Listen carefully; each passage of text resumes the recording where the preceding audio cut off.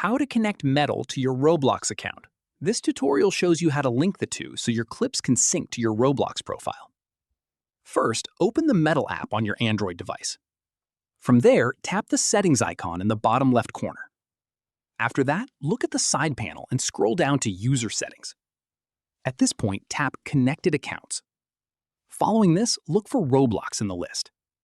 If you don't see it right away, tap See More and select Roblox from there. From here, this opens your web browser where you'll sign in with your Roblox account.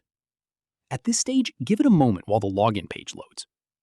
Following this, once signed in, you'll see a request to connect your account. From here, scroll down to the bottom of that page. At this stage, tap Confirm. Following this, tap Confirm again to give Medal access. Once confirmed, you'll be redirected back to Medal automatically.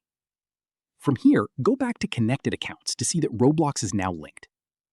At this stage, tap the toggle if you want to show it on your profile or keep it hidden instead. That's how you connect Medal to your Roblox account.